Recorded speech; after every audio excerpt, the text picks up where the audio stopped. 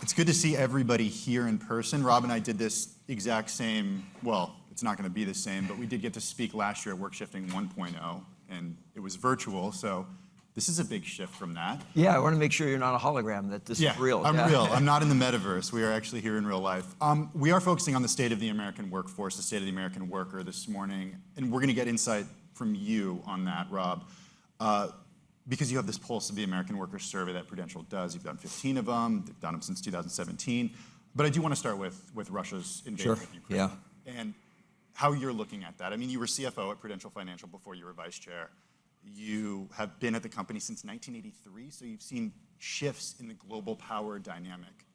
How are you reading into this? Yeah, so, first of all, obviously it's a humanitarian crisis, and you have to sort of always start with that. As we think about it from our standpoint, we don't have a lot of direct exposure to Ukraine, Belarus, Russia. We're a global company, but we're not either materially invested or have operations in those areas. Having said that, what you see coming out of this is a lot of volatility in the marketplace. Outside of the humanitarian issue, it adds uncertainty into the economic outlook, and the Fed's going through a process of figuring out, how do we normalize interest rates in light of inflation environment and trying to balance that with sort of the implications of the economy. This makes all of that much more difficult. And so, in the Pulse of the American Worker survey, one of the things that comes through there is this insecurity that individuals have around their own financial outlook. This only compounds that, right? So for every individual, you're sort of looking at before this, an uncertain sort of economic environment, and are you making enough progress against inflation and other needs? And now I think that picture gets murkier and adds even more anxiety to the individual American. It's interesting that you mentioned that word insecurity. I did go back and watch the conversation that we had a year ago. Yeah. And I opened by asking you how the American worker is doing. And you used some words that hit me pretty hard recently. You said they felt, quote, insecure about having relevant skills in a rapidly changing environment. They felt vulnerable about the lack of financial stability to get through a pandemic. Here we are, a year later, lots of stimulus later. Yeah. Unemployment rate at that point was just under 6.5%. Now it's under 4%. How's the American worker doing right now? Yeah, so it's interesting when we look at survey to survey over to, as you said, we've been doing this in 2017, and you look at the trends over that period of time. The two things that I spend a lot of time looking at are around financial security. Obviously, we care a lot about that, both for our own employees and because, American workers are our customer at the end of the day, too. So we spend a lot of time thinking about that. And then skilling, because ultimately, financial security starts with having a good job with benefits. To have a good job with benefits requires that you have a skill base. And unfortunately, Tim, what we're finding is that we're not making much progress on either of those fronts. We're actually maybe even going backwards. So our most recent survey said 70%, so 42% of the surveyed indicated that they're actually in a better financial position today than they were a year ago. But 70% of them... Which is pretty remarkable. Yeah, it's a good number, right? Yeah. You sort of sound better off. But the problem is, they're still insecure because we had this gap, and all they've done is they've made progress against the gap, but there's still a remaining gap.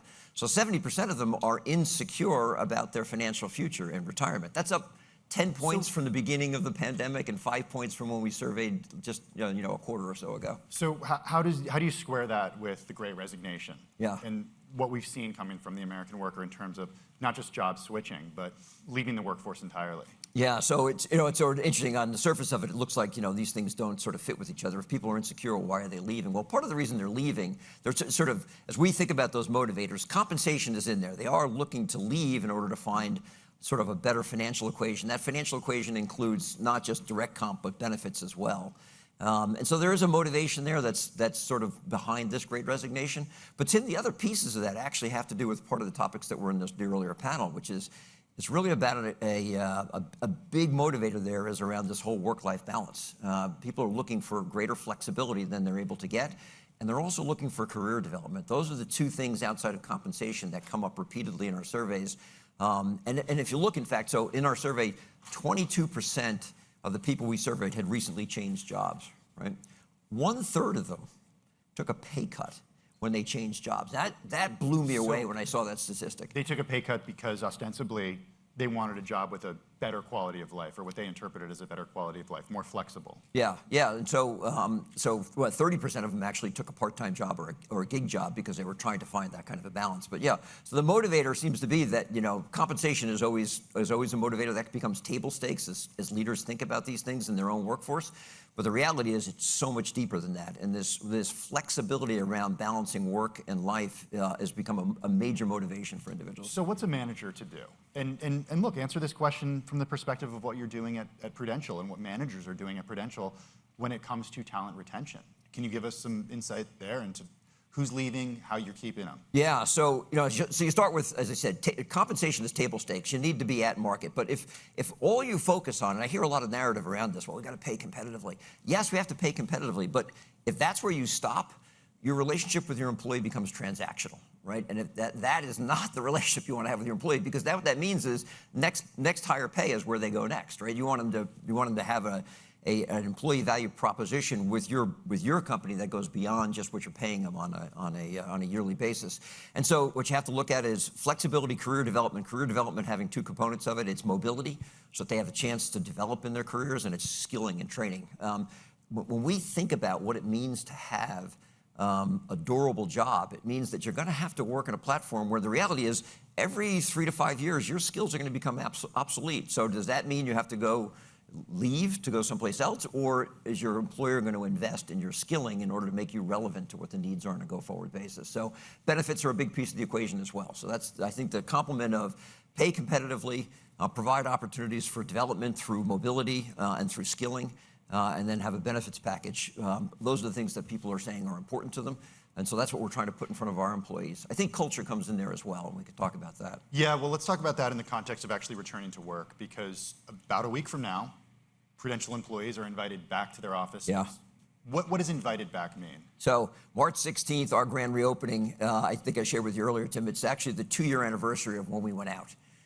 So we could pick any date, so let's pick that date and make it sort of significant for people coming back in. Now, what we said is, when you're in a war for talent, the last thing you want to do is tell people this is what you must do, right? So we're coming back into a hybrid environment, but our definition of hybrid has two dimensions of flexibility associated with it. One is location, the other is time. And I think people are getting that wrong. So you hear about hybrid, and somebody's saying hybrid is, okay, we're all going to be in the office on Tuesday, Wednesday, Thursday, or whatever days, they sort of pick.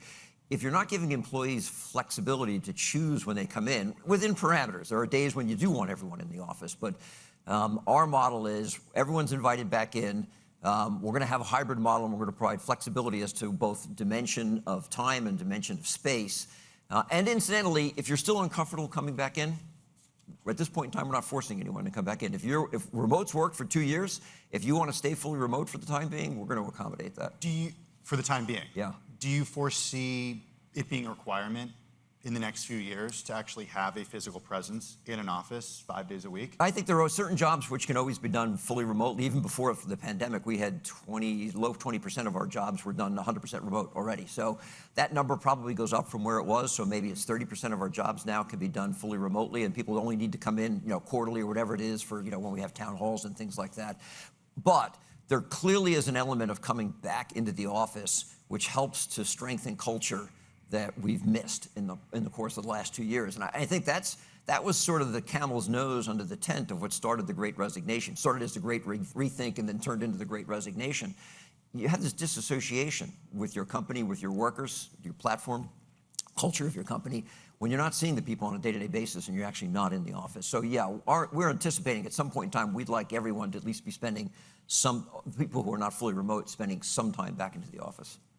For those people who do come back to the office, I'm wondering about flexibility there too, because anecdotally speaking, I've been hearing from friends over the last couple of years who weren't dropping their kids off at school before because they had to commute in, and now have been able to drop their kids off. They can go catch a soccer game at 4 p.m. that they wouldn't have been able to in the past. Does that flexibility continue with work-life balance? Is that part of a benefits package that you see? Even if people are coming back to the office, can they go home early? In a different way than before the pandemic? Yeah, I think the answer to that has to be yes, but the implementation of it is really hard, Tim. So that's one of the things we also found in our survey is that, so of the people that are back in working now and they're working in a hybrid environment, what they've said is 70% of them have said, the ones that are actually, well, 70% of the total survey have said they think hybrid is the future. The Carroll survey earlier on sort of reinforces that. 80% of the individuals who are working hybrid said, this is the future. So there's a high level of conviction that this is the model that we should be using. But there are two notes on that. One is it's really hard and it's causing a lot of stress, right? So individuals who are in a hybrid right now, like 60% of them are saying, we're really stressed out about this because, I'm in, but my coworker is not. So my coworker is spending part of their commute time working, but now I'm commuting. So how do I connect? And is there a meeting that's going to happen late in the day because certain people are able to do that because they're not commuting, but I don't want my day extended if I'm adding commute back to the beginning and the end of my day. So figuring out the right equation there is going to be something that is going to take, I think, the full of the upcoming year to get right.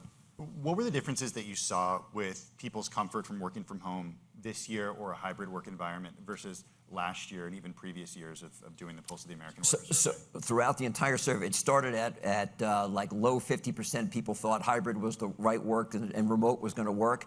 And that number, as I said, is now up to 70 to 80%. So it has climbed. The experience has been early on in the pandemic. People were concerned about whether this was going to work. It was stressful. If you're working at home, and don't forget the schools were out, the kids were at home, and so there was all sorts of chaos on the home front.